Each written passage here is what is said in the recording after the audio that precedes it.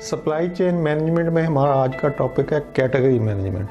Category management ऐसा process है जिसमें हम जो प्रोक्योरमेंट में चीज़ें प्रोक्योर होने वाली होती हैं उनको कैटेगराइज कर दिया जाता है, उनको कोई स्पेशल कैटेगरी में डाल दिया जाता है। जैसे कि अगर कंप्यूटर की जो आइटम है, जितनी भी कंप्यूटर और आईटी की रिलेटेड चीज़ें होंगी उनकी एक कैटेगरी बना दी जाएगी।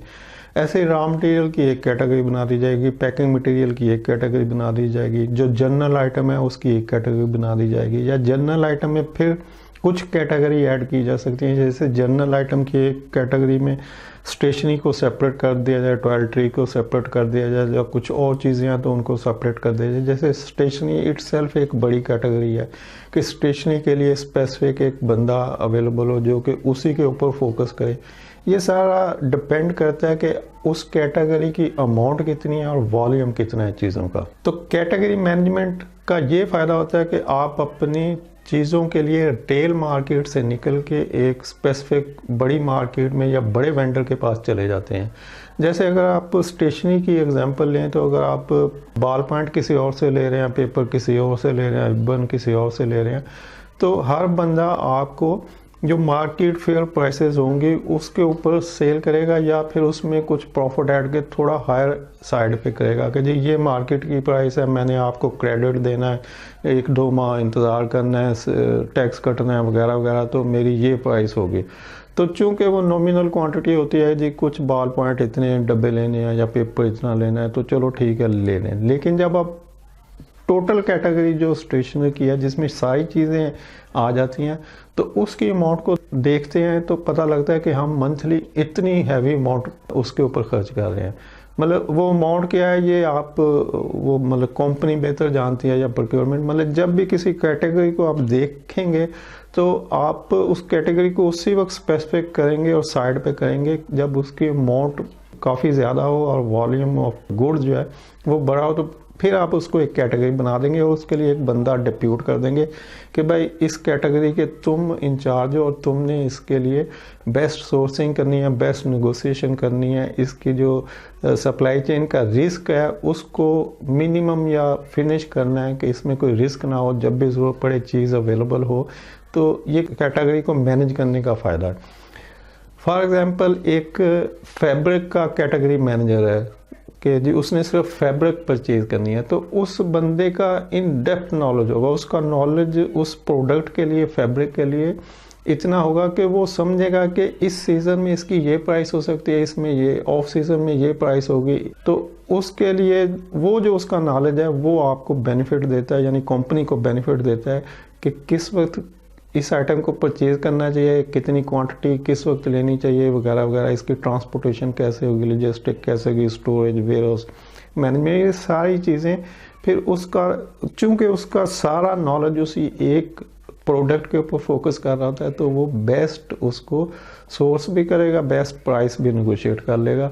तो ये उसकी स्ट्रेटजिक सोर्सिंग में वो कैटेगरी चली जाएगी। जो बड़ी बड़ी कैटेगरीज हैं, अगर हम टोटल जो प्रोक्योरमेंट डिपार्टमेंट जो कुछ प्रोक्योर हो रहा होता है उसको देखें तो मैंने यहाँ पे कुछ चीज़ें नोट की हैं। तो अगर आप देखें कि सप्लाई चेन में जो स्ट्रेटजिक सोर्सिंग का चूँकि लास्ट टॉपिक चल रहा है, तो स्ट्रेटजिक सोर्सिंग में कैटेगरी मैनेजमेंट में पहले तो 3 बेसिक कैटेगरियाँ हैं कि गुड्स होती हैं, नंबर 2 सर्विसेज होती हैं, नंबर 3 वर्क्स होता है। ये टोटल जो प्रोक्योरमेंट की जितनी भी आइटम है उनको 3 कैटेगरी में आप बयान कर सकते हैं। तो तीनों कैटेगरी हैं कि गुड्स की एक कैटेगरी होगी, एक सर्विसेज की होगी, एक वर्क्स की होगी।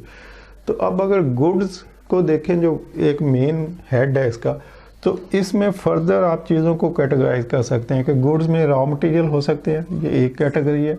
गुड्स में कंज्यूमेबल हो सकते हैं, ये दूसरी कैटेगरी है। गुड्स में पैकिंग मटेरियल हो सकता है, ये तीसरी कैटेगरीज है। गुड में पीओएस मटेरियल हो सकता है, ये चौथी कैटेगरीज है।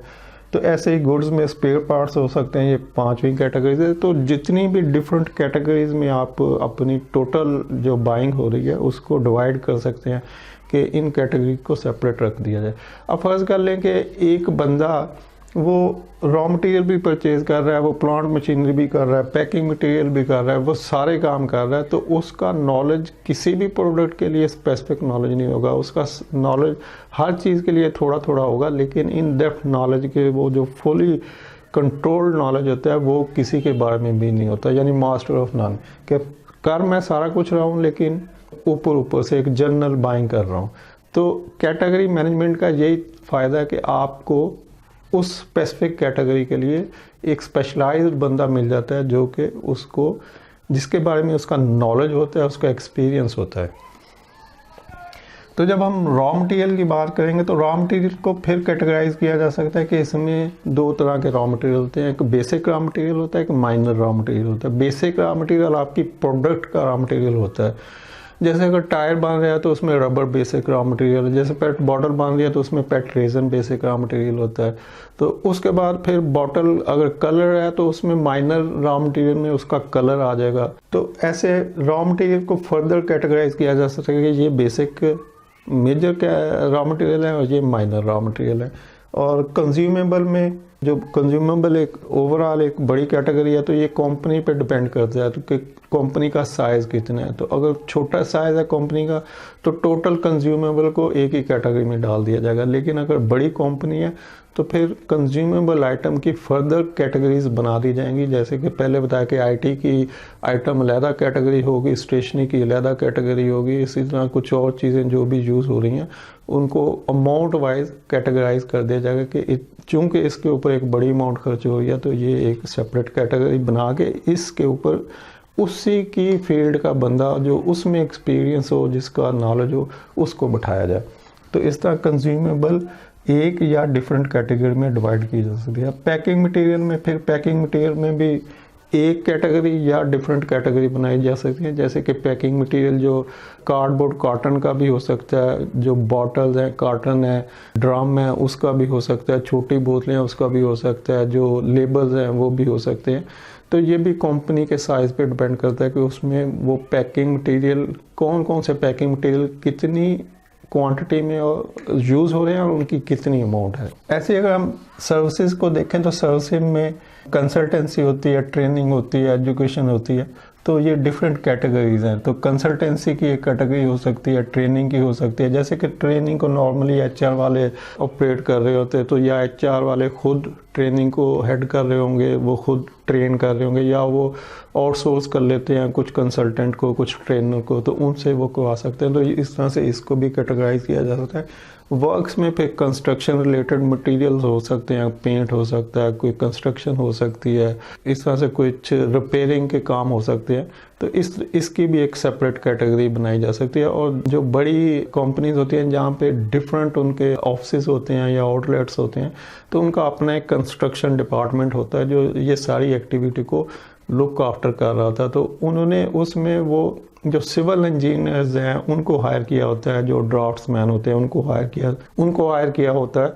तो उसका मकसद यही होता है कि अब ये काम तो प्रोक्योरमेंट का है कि आपने कुछ कंस्ट्रक्शन करवानी है तो कोई भी कॉन्ट्रैक्टर हायर कर ले, लेकिन वो कॉन्ट्रैक्टर जो सिविल इंजीनियर हायर करेगा वो ज़्यादा बेहतर होगा एज़ कम्पेयर टू के प्रोक्योरमेंट वाले करें।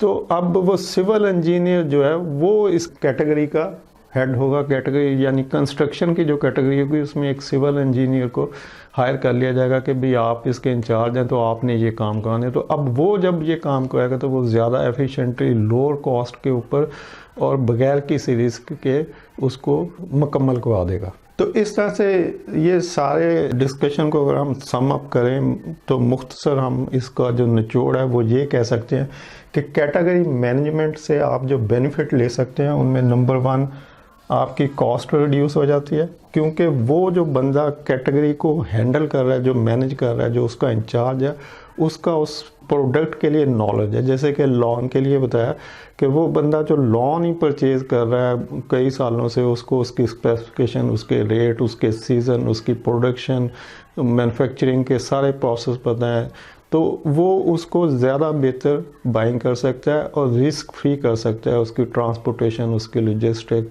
वगैरह वगैरह। तो ये सारी चीज़ें जब वो हैंडल करेगा तो वो कंपनी के लिए ज़्यादा बेनिफिट होगा। तो अगर वो फैब्रिक की एक कैटेगरी बना दी, जैसे कि ये सुपर मॉल हैं, हाइपर मार्केट्स हैं, मेट्रो है, हाइपर स्टार वगैरह। तो इनके जो प्रोक्योरमेंट डिपार्टमेंट है, इनके अंदर कैटेगरी मैनेजर्स होते हैं। ग्रॉसरी का एक सेपरेट मैनेजर होगा जो ग्रॉसरी और फ्रेश फूड को, पेरिशेबल फूड को डील कर रहा होगा। फैब्रिक के लिए सेपरेट होगा, इलेक्ट्रॉनिक्स के लिए सेपरेट कैटेगरी होगी, उसका सेपरेट एक बंदा होगा। तो इस तरह से जितनी भी डिफरेंट कैटेगरीज होंगी उनके लिए एक अलग-अलग बंदा जो कि उसी कैटेगरी का नॉलेज रखता हो, उसको हायर किया जाता है। तो अल्टीमेटली कैटेगरी का नंबर 1 बेनिफिट ये है कि इससे कॉस्ट रिड्यूस हो जाएगी।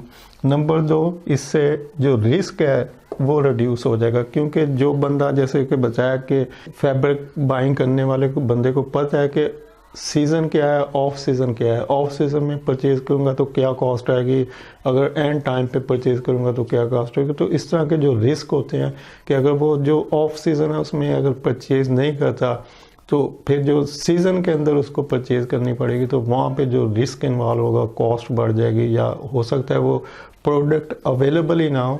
तो उससे जो नुकसान होगा कंपनी को, वो तो आप समझ सकते हैं। तो इसका मतलब है कि अगर कोई कॉम्पिटेंट बंदा जो कि उस कैटेगरी के अंदर जिसका नॉलेज है, वो इस तरह के रिस्क को आने नहीं देगा, तो रिस्क रिड्यूस हो जाता है कैटेगरी मैनेजर की वजह से। नंबर 3 है increase value of goods. Goods की वैल्यू इंक्रीज हो जाती है। जैसे कि अगर एक अनाड़ी बंदा एक फ्रूट मार्केट में जाता है और कहता है जी मुझे फ्रूट चाहिए, और चूंकि उसका एक्सपीरियंस नहीं है या वो डेली नहीं परचेज़ कर रहा, तो जो शॉपकीपर होगा वो उसको कुछ अच्छे पीस भी देगा, कुछ अच्छा फ्रूट, और साथ कुछ ऐसा गला सड़ा फ्रूट भी डाल देगा जो उसको समझ ही नहीं आएगी। और जब वो घर आके देखता है बंदा तो पता लगता है कि आधा फ्रूट तो गला हुआ है। या इसी तरह की और कुछ ऐसी चीज़ें जो कि लॉ इल्मी की वजह से, नॉलेज कम होने की वजह से, या मॉनिटरिंग कम होने की वजह से हैपेंड होती हैं, कोई वकूफ़ पज़ीर हो जाती हैं, तो उनको रोका जा सकता है। क्योंकि जो एक्सपीरियंस आदमी होगा वो उसको, जो उसने प्रोटोकॉल बनाया होगा, जो SOP बनाया होगा कि मैंने किस तरह से इसकी काउंटिंग करनी है, मॉनिटरिंग करनी है, कैसे इसको देखना है मुख्तलिफ स्टेजेस के ऊपर, तो जब ये सारी चीज़ें वो करता है तो उसको जो रिटर्न में जो गुड्स मिलती है वो बेस्ट वैल्यू ऑफ मनी होता है। तो जो उसकी वैल्यू है गुड्स की वो बढ़ जाती है। नंबर 4 है गेन इनोवेशन फ्रॉम सप्लायर। तो अब जब आप कैटेगरी में किसी पर्टिकुलर सप्लायर के साथ इन टच होते हैं, आप सप्लायर को पता होता है कि आपने मंथली इतनी क्वांटिटी उठानी है या एनुअली टोटल आपका इतना बजट है, इसके ऊपर कंज्यूम हो रहा है, तो वो जहाँ पे आपको प्रोडक्ट देता है उसके साथ साथ वो आपको उस प्रोडक्ट के अंदर जो इनोवेशन पॉसिबल हो सकती हैं जो वो कर रहा होता है, तो उसके बारे में भी वो आपको ऑफ़र करता है कि आपको मैं प्राइस ज़्यादा नहीं करूँगा, प्राइस इतनी रखूँगा, आप इसमें ये नई चीज़ें ऐड कर सकते हैं, आप इसको ऐसे कर सकते हैं। तो वो जो इनोवेशन हो रही होती है उसके एंड के ऊपर वो भी आपके उस बाइंग का हिस्सा हो जाता है। अगर आप कुछ नॉमिनल सी क्वांटिटी डिफरेंट वेंडर से ले रहे होंगे कि कभी किसी से ले रहे हैं, कभी किसी से ले रहे हैं, तो फिर वो बेनिफिट जो है कि जो आपकी स्ट्रेटेजिक बाइंग में अवेलेबल होता है कि आपका जो क्लोज रिलेशन होते हैं सप्लायर के साथ, वो डिफरेंट वेंडर के साथ नहीं हो सकते। तो एक सप्लायर होगा, उसके साथ स्ट्रेटेजिक बाइंग होगी कैटेगरी मैनेजमेंट के अंदर, जो आपका प्रोसेस उसके साथ चल रहा होगा, तो उसमें आप फिर जो इनोवेशन होगी उस प्रोडक्ट के अंदर उसका बेनिफिट भी आप ले सकते हैं। तो मकसद कैटेगरी मैनेजमेंट का यही है कि आपने minimum price, best value, risk free supply chain, तो ये सारे बेनिफिट लेने हैं। और ये सारे बेनिफिट उसी वक्त लिए जा सकते हैं जब एक एक्सपर्ट बंदा जो कि उस कैटेगरी का एक्सपर्ट हो, उस कैटेगरी के ऊपर बैठा हो, उसको हैंडल कर रहा हो, मैनेज कर रहा हो, तो वो आपको बेस्ट वैल्यू ऑफ उस चेन की, जो सप्लाई चेन का जो प्रोसेस है वो रिटर्न कर सकता है। उम्मीद है आपको इन्फॉर्मेशन पसंद आएगी। वीडियो देखने के लिए शुक्रिया। अल्लाह हाफिज़।